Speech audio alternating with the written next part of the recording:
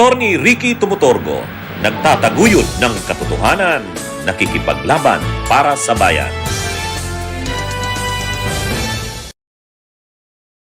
Aprobado na sa ikatlo at huling pagbasa ng Kamara ang resolusyon para sa pagbuo ng Constitutional Convention o CONCON para sa charter change.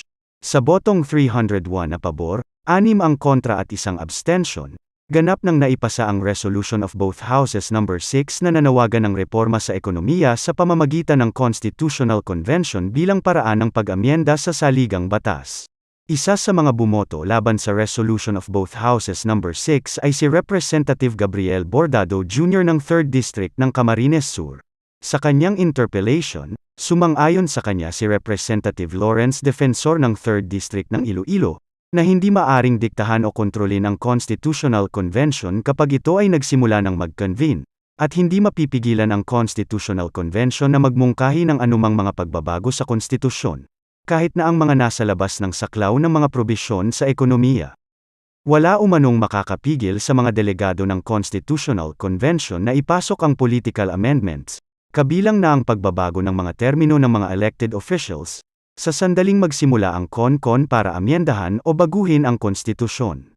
Pakinggan natin ang kabuuan ng interpellation ni Representative Gabriel Bordado. The Honorable Representative Gabriel Bordado is recognized for his interpellation. Thank you, Mr. Speaker. Mr. Speaker, I am certain that our sponsor here will be more than willing to answer some questions. We are, Mr. Speaker. Some questions regarding House Bill 7352. Mr. Speaker, Section 4 of the said House Bill states that the election of delegates to the convention shall be held on the last Monday of October 2023, simultaneously with the barangay and sanggunian kabataan elections. The Commission on Elections, or COMELEC, shall promulgate such rules and regulations as may be necessary for the conduct of such election, unquote. Now, Mr. Speaker, the task of amending the Constitution is a huge undertaking, and an election of the delegates of the Constitutional Convention requires thorough preparation. If the election of delegates will be held simultaneously with the barangay and sanggunian kabataan elections this October 2023, we only have 7 months. Now, Mr. Speaker, Mr. Sponsor, do we have enough time to prepare the country for this additional responsibility and additional activity? Mr. Speaker, we have time, and given that the Senate of the Philippines would also approve a similar resolution and accompanying measure, the COMELEC has assured us that for the conduct of the barangay and SK elections on the last Monday of October 2023, we can also hold the election of delegates for the proposed Constitutional Convention.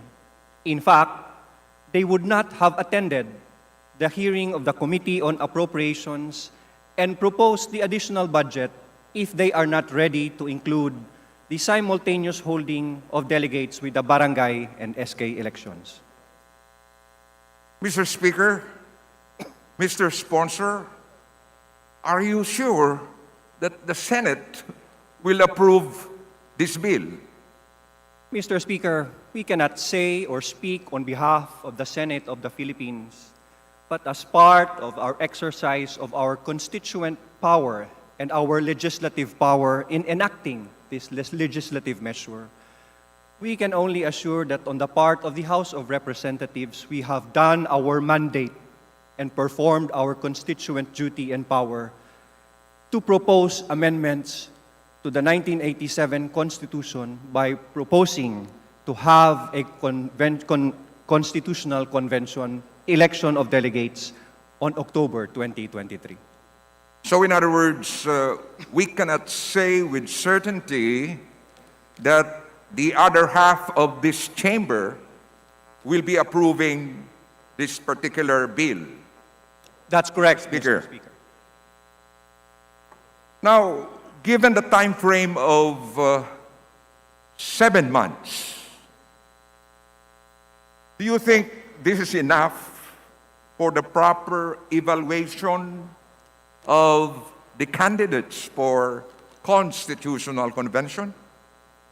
Mr. Speaker, 4 months, 7 months is more than enough for the delegates of the Constitutional Convention to deliberate, to propose, and to approve proposed amendments to the Constitution.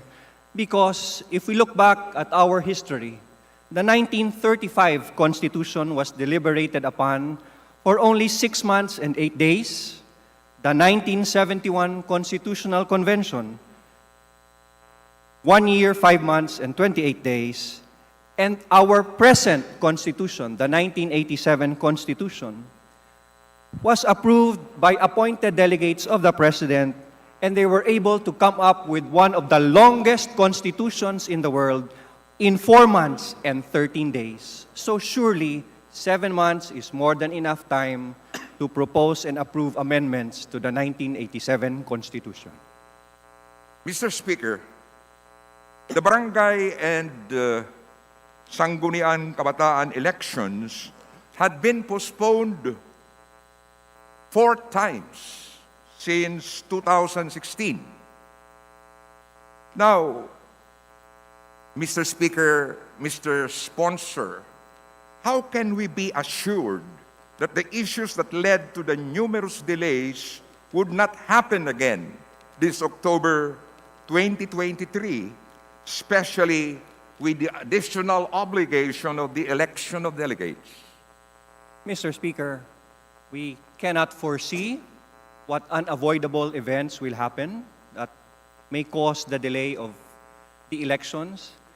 It is similar to what the framers of the 1987 Constitution had, that they were not able to foresee the changes in our society in the same way that we cannot foresee what will happen between now and October 2023. Mr. Speaker? Just to add, Mr. Speaker, in the exercise of our democratic process, it has always been left to the elective representatives of the Filipinos whether or not we delay or proceed with the barangay elections since 1992. Mr. Speaker, Mr. Sponsor, the primary reason cited as to why we postponed the barangay and Sangguniang Kabataan elections was to save and reallocate 8.4 billion pesos budget for more pressing economic issues and for additional COVID-19 response. But now, Mr. Speaker, we have bigger expenses looming because of more voters after an extended voters registration and the projected additional cost for the election of CONCON delegates. Mr. Speaker, Mr. Sponsor, could we afford to hold the election this October 23, given such expenses? Mr. Speaker, holding a constitutional convention right now, simultaneous with the barangay and SK elections, would be the most cost-efficient way to do it. The COMELEC has said that they will be asking for an additional budget of 3.827 billion pesos to include the election of delegates in October 2023.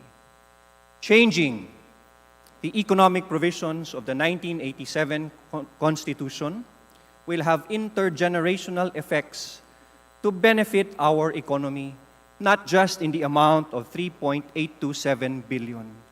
Opening up our economy by opening up the economic provisions of our Constitution would not only bring foreign investors to the country in the billions of pesos, but will have a long-lasting effect that will affect not only this generation, but the future generations.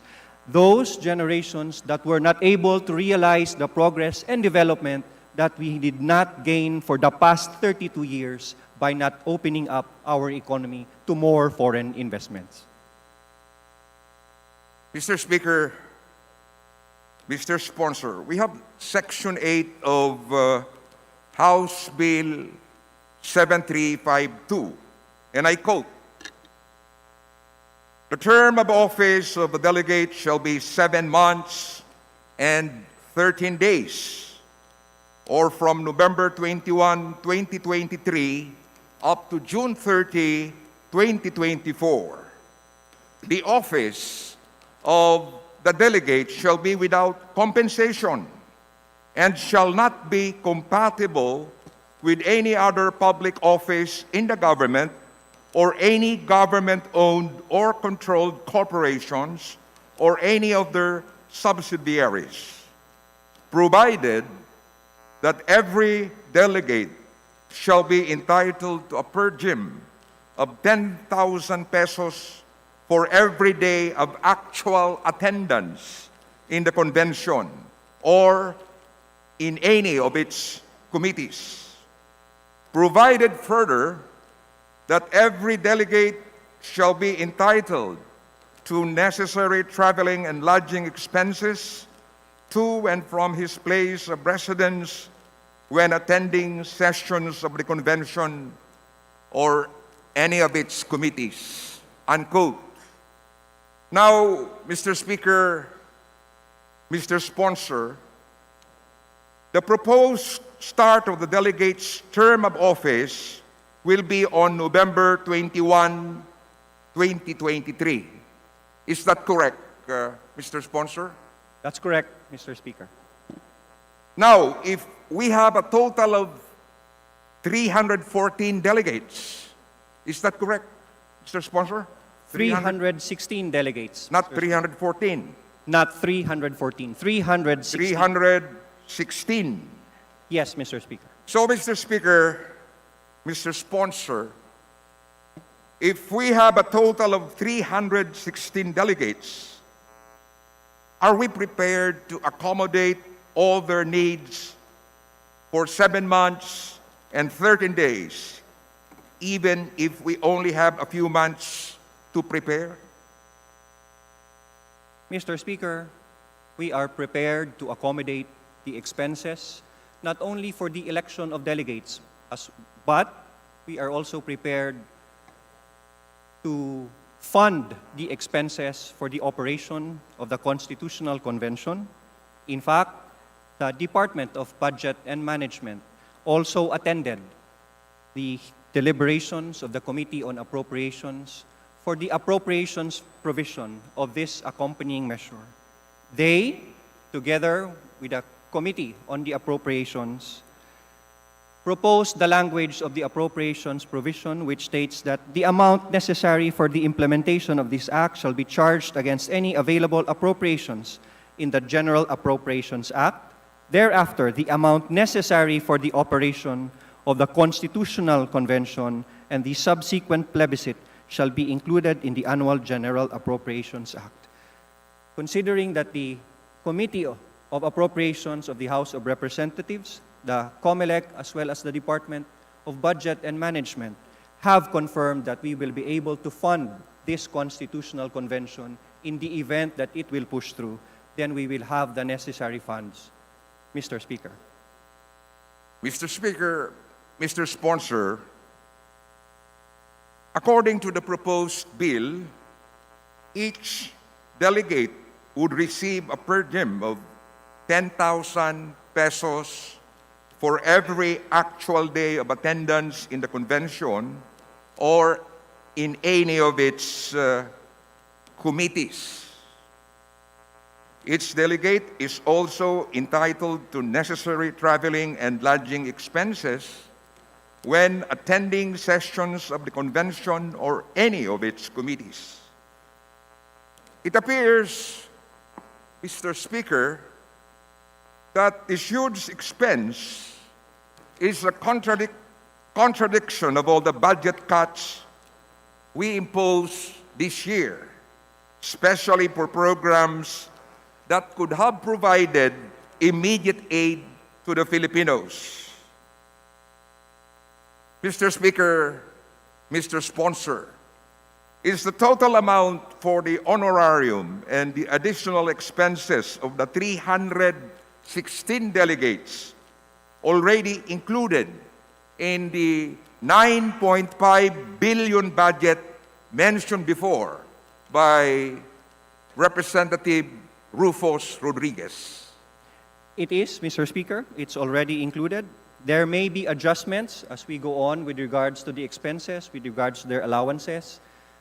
But surely, Mr. Speaker, a constitutional convention drafting the most important piece of law in our country and being a co-equal and coordinate body with the main departments insofar as its constituent power of drafting or proposing amendments to the Constitution is concerned.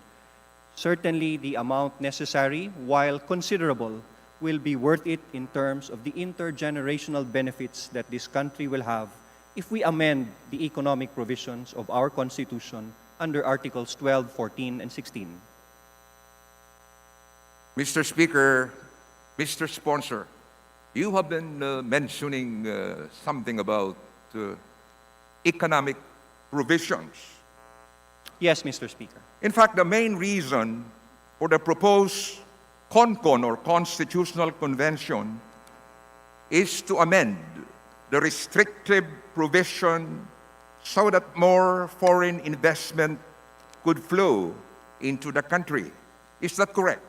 That's correct, Mr. Speaker. Mr. Sponsor. We confirm, Mr. Speaker.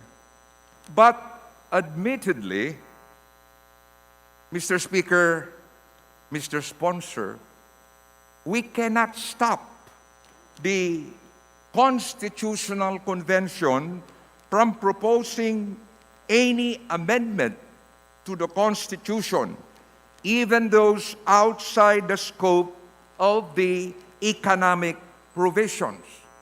Do you agree, Mr. Sponsor? We agree, Mr. Speaker, that we cannot dictate or control the Constitutional Convention once it is convened.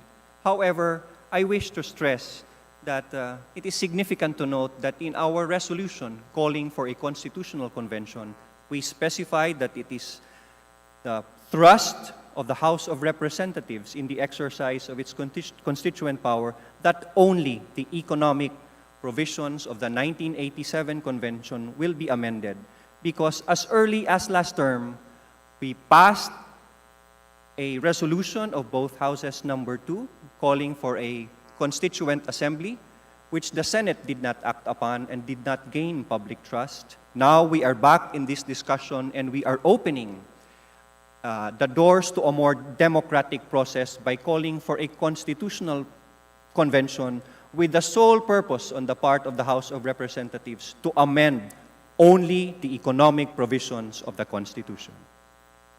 Mr. Speaker, Mr. Sponsor, what specific checks and balances do we have to ensure that the integrity of the convention and its purposes will be upheld? Mr. Speaker, the checks and balances and the manner of ensuring that the CONCON will follow its mandate is left to the Filipino people to vote the right delegates that will act accordingly in the Constitutional Convention, because under our jurisprudence, we cannot control the delegates of the Constitutional Convention except that its powers are limited by the Constitution itself because it derives its power from the Constitutional Convention. For example, it cannot propose amendments that would violate the Bill of Rights under Article 3. It cannot propose amendments that would violate international law that has been accepted as part of our laws under Article 2 of the Constitution and considered as jus cogens under our Constitution. Thank you very much, Mr. Speaker. Thank you very much, Mr. Sponsor. Thank you, sir.